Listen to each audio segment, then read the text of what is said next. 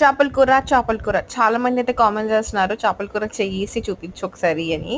So, ఇదైతే నెల్లూరు చేపల పులుసు అనమాట. ఇందులో అయితే ఫస్ట్ మనం ఫిషెస్‌ని ఏసేసుకొని, కొంచెం టమాటాలు, ఇంకా ఉల్లిగడ్డ అండ్ మామిడి ముక్కలు ఏసేసుకొని అయితే పెట్టేసుకోవాలనమాట. పైనుంచి అయితే మనం పులుసు కలిపి వేసేసుకున్నాం. ఇందులో కొంచెం అయితే ఆయిల్ ఏసేసుకోవాలి.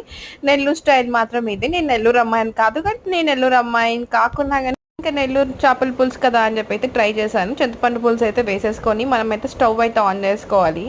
సో, కొంతమంది అయితే చేపల పులుసుని పప్పుచారులాగా చేస్తారు.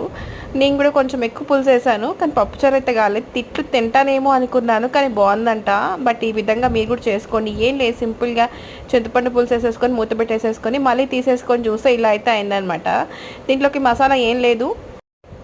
మెంతులు, జీలకర్ర, ఇంకొంచెం ఏమో ఆవాలు ఫ్రై చేసేసుకొని అయితే ముద్దలాగా వేసేసుకోవాలి. వేసేసుకొని ఇంకా చూడండి ఈ విధంగా అయితే కలిపేసుకోవాలి. చేతితో మాత్రం కలపొద్దు, గంట మాత్రం పెట్టకూడదు అనమాట. మనం జస్ట్ గిన్నెతో ఇలా అనాలి. సో, ఈ విధంగా చేసేసుకొని అయితే ఇంకా చేపల కూర చూడండి ఎంత బాగుంటుందంటే అసలు ఈ రేంజ్లో చేసుకుంటే, ఎందుకంటే మనకు మామిడి ముక్కలు, ఇంకా ఆనియన్, టొమాటోస్ ఇవన్నీ తగులుతుంటే చాలా బాగుంటుంది తినడానికి. అయితే నిజంగా చాలా బాగుంది.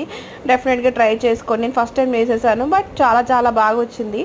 నెల్లూరు చేపల పులుసు అంటే ఏంటో అనుకున్నాను, కానీ ఎంత బాగుంటుందా అనేది ఇప్పుడు అర్థమైంది అనమాట. లాస్ట్కి కొత్తిమీర, పుదీనా, కరివేపాకు వేసేసుకొని దింపేసేసుకొని ఇంకా ప్లేట్లో తీసేసుకోవాలి. గిన్నె మొత్తం ఖాళీ అయిపోయింది మాదైతే. మీరు కూడా డెఫినెట్గా ట్రై చేయండి.